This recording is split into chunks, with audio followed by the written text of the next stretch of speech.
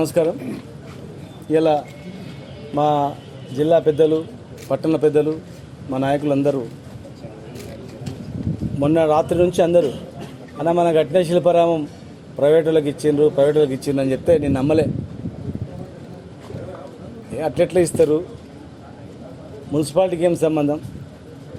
Municipality సొత్తు కాదు. Municipality ₹1 పెట్టలేదు. టూరిజం డిపార్ట్మెంట్ నుంచి కట్టినాం. మరి గట్లెట్లు ఇస్తలే అనుకున్నాం. కానీ నిన్న ఒక ఇంటర్వ్యూలో చూసిన తర్వాత కమిషనర్ గారు చెప్పింది ఇచ్చినాము అని అన్న తర్వాత నాకు చాలా బాధ అయింది. రీజన్ కూడా చాలా గొప్ప రీజన్ చెప్పి మెయింటైన్ చేయడం కష్టమవుతుంది. దాదాపు 16-17 కోట్లు పెట్టి హైదరాబాద్కు ధీటుగా ఇక్కడ శిల్పారామం ఉండాలి. అన్ని కులవృత్తి షాప్స్ అన్నీ కూడా ప్రతి కులవృత్తికి ఒకటి, కుండలు అమ్మేటోళ్ళకి ఒకటి, గాజులు అమ్మేటోళ్ళకి ఒకటి, బూటెక్ అది పెళ్ళిళ్ళ మెహందీ పెట్టేటోళ్ళకి ఒకటి, చీరలు అమ్మేటోళ్ళకి ఒకటి, కొత్తకోట, గద్వాల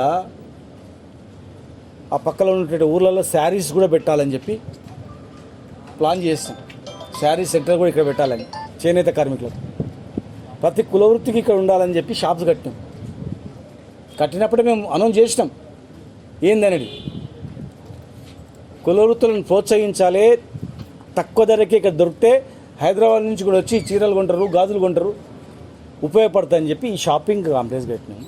ఈ ఆర్చ్ అత్యంత అద్భుతంగా హైదరాబాద్లో ఉన్న శిల్పారామం కన్నా అద్భుతంగా కట్టినాం. దీన్ని ఆడిటోరియం, ఏదైనా కళా ప్రదర్శనలు కావచ్చు, చిన్న చిన్న ఫంక్షన్లు కూడా ఉపయోగపడేటట్లు పేద మధ్యతరగతి కుటుంబాలు, ఇంటి దగ్గర స్థలం లేనటువంటి వాళ్ళు ఏదైనా ఫంక్షన్ చేసుకోవాలంటే పైసలు లేవు ఎట్లా అని చెప్పి ఇరికిరికి ఉండకుండా ఇక్కడ కేవలం current bill, maintenance, cleaning charges తీసుకొని ఇవ్వాలని చెప్పి ఆడిటోరియం కట్టినాం. ఫుడ్ కోర్ట్స్ కట్టినాం అక్కడ. ఇంకా పక్కన 3 ఎకరాల్లో సౌత్ కొరియా, నార్త్ కొరియా మధ్యలో ఉన్నటువంటి అమ్యూజ్మెంట్ పార్క్ యాజ్ టీజ్ తెచ్చినాం. శాంక్షన్ అయింది, టెండర్ కూడా అయిపోయింది. అది అందులో పెద్ద వేవ్ పూల్ ఉంటుంది, పెద్ద స్విమ్మింగ్ పూల్ ఉంటుంది అందులో పక్కల, దీనికి కానుకున్న ప్లేస్లో. అది ప్రపోజల్ వచ్చి టెండర్ అయిపోయింది, పని స్టార్ట్ అయినాయి, ఎలక్షన్ కోడ్ వచ్చింది, పని నడుస్తుండే మెల్లగా. తర్వాత ఏమైందో తెలియదు. ఇక టూరిజం మంత్రి గారికి గెలవాలి, మరి జిల్లాలో ఉన్నటువంటి వాళ్ళకి గెలవాలి. అసలు ఏమవుతుంది ఇక్కడ, ఏం జరుగుతుందో నాకు అర్థం కావట్లేదు. మెయింటెనెన్స్ ఏంది? అసలు సొమ్ము ఎవరిది? ప్రాపర్టీ టూరిజంది. టూరిజం ప్రాపర్టీని ఎట్లా లీజుకి ఇచ్చే అధికారం ఉంటుంది చెప్పండి? ఇప్పుడు కమిషనర్ గారిని అడిగినాను, మీ ప్రాపర్టీ కాదుగా ఎట్లా ఇచ్చినామని. లేదు సార్, మొన్న ఇచ్చిండ్రు టూరిజం వాళ్ళు అని చెప్పిండ్రు. ఎప్పుడు 6 తారీఖు నాడు ఇచ్చిరంట. 6 తారీఖు నాడు హ్యాండ్ ఓవర్ చేసిరంట.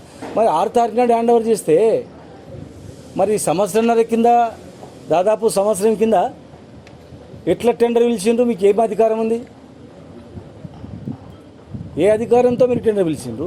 ఇలా టెక్నికల్గా మీరు సంతకం పెట్టాల్సి వస్తున్నప్పుడు ఇది టూరిజం కదా, వాళ్ళు ఏమైనా లెటర్ కావాలంటే వాళ్ళు లెటర్ రాసిండ్రు. టూరిజం మినిస్టర్ కూడా లోకల్ అయినా కదా, దానం చేసిండు, వెనకటికి శాస్త్రం చెప్పినట్టు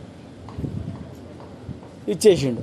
ఇచ్చేస్తే మరి ప్రీవియస్లీ మీరు టెండర్ పిలుస్తారు, మీరు అనుకున్న ఉన్న వాళ్ళకు ఇచ్చుకుంటారు. మరి అప్పటి నుంచి మీరు ఓపెన్ యాక్షన్ అన్నారు కదా, అప్పటి నుంచి ఇప్పటి వరకు ఏమైంది?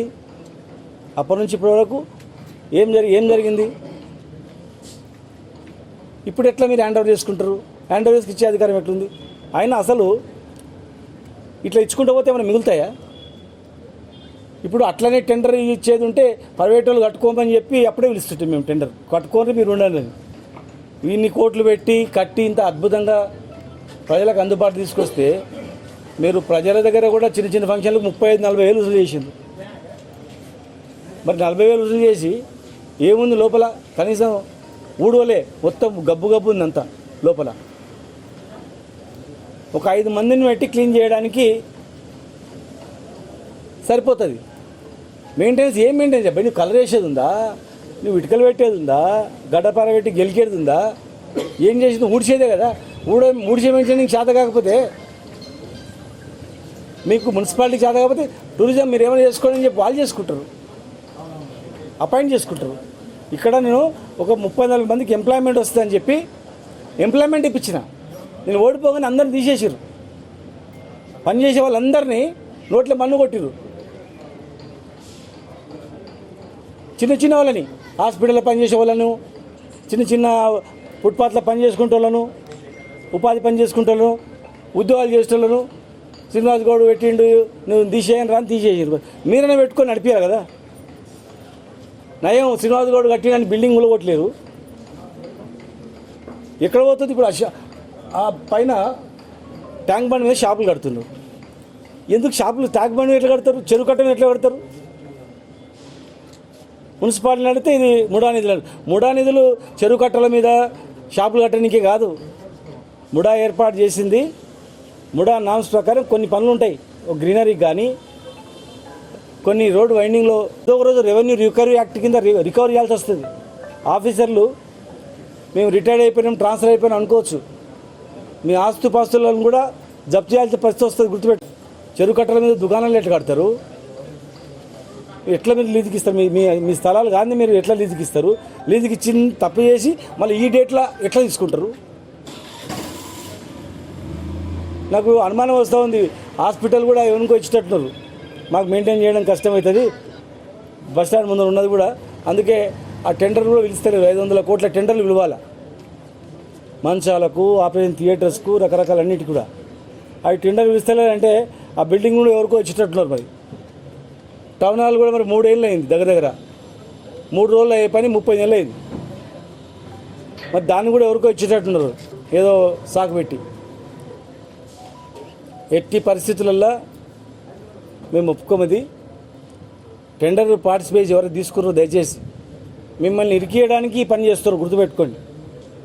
ఎవరైతే టెండర్ తీసుకున్నారో శిల్పారామము మిమ్మల్ని బదలాం చేయడానికి, ఇక్కడ ఒక పంచాయతీ పెట్టడానికి, ఇగో శిల్పారామము ఇగో వేరే కమ్యూనిటీకి ఇచ్చింది చూసినావా అని చెప్పి ఒక విభేదాలు ఇచ్చి సృష్టించాలని చెప్పి. మీకు ఇయ్యదలుచుకుంటే మంచిది ఇవ్వచ్చు. దీనిలో ఏముండదు, ఇదేం రాదు. కేవలం నీకు ఇవ్వదలుచుకుంటే పెద్ద పెద్ద పదవులు కూడా ఇవ్వచ్చు.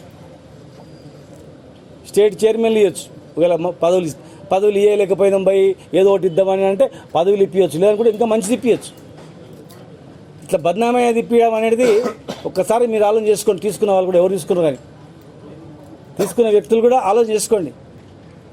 దీనివల్ల మీరు బదనామవుతారా లేదా? వాళ్ళందరూ బాగానే ఉంటారు. తీసుకున్నవాడు ఎంత బదనామైతే చూసుకోండి.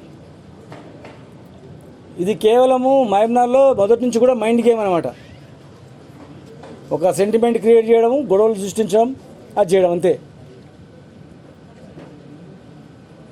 ఒక సంస్కృతి సాంప్రదాయాలకు నిలబెట్టు అడ్డంగా అన్ని కళలు, వృత్తులు బతకాలే, సజీవంగా ఉండాలి అని చెప్పి ఇంత అద్భుతమైనటువంటి స్ట్రక్చర్తో నిర్మించి ఇంత అద్భుతంగా చేస్తే ఇవాళ మీరు దీన్ని టెండర్లు ఇస్తామంటే మాత్రం తప్పది. దీన్ని బాధ్యులైన వాళ్ళు ఇవాళ మా ప్రభుత్వం ఉంది అని తప్పించుకోవచ్చు. గుర్తుపెట్టుకోండి. ఇవాళ మా ప్రభుత్వం ఉంది కదా ఏదైతే జరుగుతో అనుకోవచ్చు. కానీ తప్పు చేసినవి మాత్రం పేపర్ల మీద అట్లే ఉంటాయి. ఓవరాల్గా చేయించినా, సంతకాలు పెట్టిపోయినా పెట్టినోడు వచ్చి ఆ వాంగ్మూలం ఇస్తాడు. వాళ్ళ ఆయన చెప్తేనే పెట్టినా సార్ అని. అది కూడా సరిపోతుంది. గుర్తుపెట్టుకోండి. ఇవాళ మున్సిపల్ కార్పొరేషన్లో ఎక్కడైనా కానీ బడ్జెట్ లోబడి పనులు అవుతాయి. బడ్జెట్ లోబడి ఎస్సీ ఎంత, ఎస్టీలకు ఎంత, జనరల్ వర్క్లు ఎంత, రోడ్లకి ఎంత, డ్రైన్లకి ఎంత అని చెప్పి హెడ్ ప్రకారం టెండర్ పిలుస్తారు. పనులు అయితే బిల్ పేమెంట్ అవుతుంది. మరి బడ్జెట్కు మించి 4-5 అంతాలు బడ్జెట్ మించి శాంక్షన్ అయ్యామని చెప్పి తెలుస్తూ ఉంది. మరి బడ్జెట్ ఎక్సీడ్ అయితే కూడా రెవెన్యూ రికవరీ యాక్ట్ కింద మరి దానికి బాధ్యతలు చేయాల్సి వస్తుంది. ఇష్టానుసారంగా పేమెంట్లు ఇచ్చుకుంటే కాదు. పర్సెంటేజ్లో దందా నడుస్తుంది. 10% అంటే కాంట్రాక్టర్ ఎట్ల కింద తెచ్చి కడతారండి 10%? ఇక్కడ డిఎస్పీ ఆఫీస్, ఇక్కడ ఏసీ ఆఫీస్ ఉంది. వాళ్ళు ఏం చేస్తున్నారు? మరి 10% కాంట్రాక్టర్ ముక్కుని పిండితే ఒకరిద్దరు అధికారుల వల్ల మొత్తం మున్సిపాలిటీకి ఒకరిద్దరు వల్ల మున్సిపాలిటీకి చెడ్డ పేరు రాదా? మున్సిపాలిటీకి చెడ్డ పేరు రాదా? ఎవరు దీని వెనకాల ఎవరు నడిపిస్తున్నారు? ఎట్లకించి పని అవుతుంది? నాణ్యమైన పని అవుతుందా? ఎట్లా పని చేస్తారు చెప్పండి? 10% పని ఇచ్చిన డబ్బులు ఇచ్చిన తర్వాత వాడు ఎట్లా పని చేస్తాడు? ఎట్లా ఏమవుతుంది? బాబు నన్ను ఇట్లా ప్రైవేట్లకు ఇచ్చి ప్రభుత్వ ఆస్తులు ఇంత ఏదో ఉద్దేశంతో కట్టినటువంటివన్నీ చేస్తే మేము ఊరుకోం. దీన్ని ఆలోచన చేసుకోవాలి. మరి జిల్లా కలెక్టర్ గారు కూడా ఒకసారి విజిట్ చేయాలి. నేను రిక్వెస్ట్ చేస్తున్నా ఈ మహబూబ్నగర్ పట్టణ ప్రజలకు, స్పృహ ఉన్న వ్యక్తులు దయచేసి ఒకసారి శిల్పారామం తిరిగిపోండి, చూడండి, కొంతమంది తిరగండి, చెరువు కట్ట మీదకి వచ్చినా చూడండి, పోతూ వస్తూ చూడండి. ఇది ఇంత అద్భుతమైనటువంటి దీన్ని ఓ ₹1,00,000 లీజుకి ఇస్తామంటే ఏదన్నా ధర్మమా? లేనిపోని కొట్టాడాలు తప్ప, లేనిపోని అపోహలు తప్ప, లేనిపోని అపవాదాలు తప్ప దీనివల్ల వచ్చేది ఏం లేదు. దయచేసి ఈ శిల్పారామంను ఎంతో ప్రతిష్టాత్మకంగా నేను కట్టిన, మీకు చేత కాకపోతే ఏదైనా స్వచ్ఛంద సంస్థకి ఏం నడుపుకుంటారు, ఆ రిటైర్డ్ ఎంప్లాయీస్కి ఏం నడుపుకుంటారు, లేదు మా కులవృత్తుల వాళ్ళు ఉన్నారు, ఒక్క కులవృత్తికి ఏం నడుపుకుంటారు, వాళ్ళు నడుపుకుంటారు. మా కుమరవృత్తి ఉన్న వాళ్ళకి ఏంటి, ఏదో వృత్తి ఏంటి, అన్ని మహిళా గ్రూపులకి ఏం నడుపుకుంటారు, తలావో దుకాణం పెట్టుకుంటారు, వాళ్ళే ఊడ్చుకుంటారు, తుడుచుకుంటారు, బిల్లు వాళ్ళే కట్టుకుంటారు. మీకు బడ్డనే కాదు, ఒక్క పైసా బడ్డని కాదు. ఒక మహిళా గ్రూపులకు ఇచ్చేస్తే మీ మెయింటెనెన్స్ వాళ్ళే చేసుకుంటారు, మొత్తం ఇచ్చేయండి. గవర్నమెంట్ వర్క్లకు ఫ్రీ ఇస్తారు, గవర్నమెంట్ ప్రోగ్రాంలో ఫ్రీ ఇస్తారు, వాళ్ళు నడుపుకుంటారు, ఇచ్చేయండి. ఏం మెయింటైన్ చేసిందండి? కేవలం ఊడవడానికి కష్టమై చెట్లు ఎండిపోయినాయి, ఊడడానికి కష్టమై ప్రైవేట్లకు ఇస్తుంటే కాదు. తీసుకున్న వాళ్ళు కూడా దయచేసి ఇంతకన్నా మీరు పెద్ద పని తీసుకోండి. ప్రభుత్వంలో ఎవరో మహమూదో ఏదో పేరు చెప్తున్నారు, వద్దు, దీని నుంచి నువ్వు బదనాం అవుతావు తప్ప దీనిలో ఏం ఒరిగేది ఏం లేదు. దీనిలో నిన్ను బదనాం కావడానికి నీకేదో ఇస్తామని ఈ చేతిలో పెడుతున్నారు, ఉట్టి బదనాం తప్ప దీనిలో ఏది ఏం లేదు. దయచేసి దీనివల్ల ఫ్యూచర్లో కూడా లేనిపోని వివాదాలు వస్తాయి. ప్రభుత్వ ఆస్తులు ఎట్టి పరిస్థితులలో లీజుకి ఇచ్చేయకుండా కార్యక్రమం చేయకండి. ఇప్పుడు 3+3 6 సంవత్సరాలు అయితే 60 ఏళ్ళు లీజు చేసిపోతారు, పోతు 3ని ఒక 0 పెట్టేస్తారు, అయిపోయాయి. కనుక మరి కౌన్సిలర్స్ కూడా ఆలోచన చేయాలి. కౌన్సిల్ వచ్చినప్పుడు ఏదో అయితే తీర్మానం చేయొద్దు. కౌన్సిల్లో కూడా చాలా వృధాధనం అనేది లక్షలు పెడుతున్నారని ఇంతకుముందు మా కౌన్సిలర్ చెప్తున్నాడు. లక్షలు వృధా పెడుతున్నారు, దానిలో మరి మెయింటైన్ లేదని చెప్తున్నారని చెప్పి. మరి అవేవో మేము కూడా ఆలోచన చేస్తాం. దాన్ని విరమించుకోవాలి. దీన్ని విరమించుకొని మహిళా గ్రూప్కి ఇవ్వాలని చెప్పి మేము డిమాండ్ చేస్తాము. ఇది మెయింటైన్ చేయడానికి చేత కాకపోతే మహిళా గ్రూప్కి ఇవ్వండి. ఖచ్చితంగా మహిళా గ్రూప్ మీకు దొరకకపోతే మేము దొరికిస్తాము, మేము చెప్తాం. ఏదన్నా మహిళా గ్రూప్కు మేమే అడిగి చేసుకొచ్చి ఇస్తాం. టౌన్ మహిళా సమైక్యత ఇవ్వచ్చు, జిల్లా మహిళా సమైక్యకి ఇవ్వచ్చు. టౌన్లోనే ఉన్నారు మహిళా గ్రూపులలో, టౌన్లో ఇవ్వచ్చు. టౌన్ ఎందుకు, ఏదైనా ఇక్కడ లోకల్గా అందరు 10 సరౌండింగ్లో ఉండటం అందరు కలిపియండి, వాడికి ఒక మహిళను తీసుకొచ్చేయండి. లేదు 60 వార్డులు ఉన్నాయి కదా, వాడుకో మహిళ 60 వార్డులతో మహిళా సమైక్య ఉంది ఆల్రెడీ, ఇవ్వండి. మహిళా గ్రూప్కి ఇవ్వండి, మహాలక్ష్మి గ్రూప్ కన్నా ఇవ్వండి, ఏ గ్రూప్ కన్నా ఇవ్వండి. అంతేగాని దీని మీద లేనిపోని వివాదం చేద్దండి.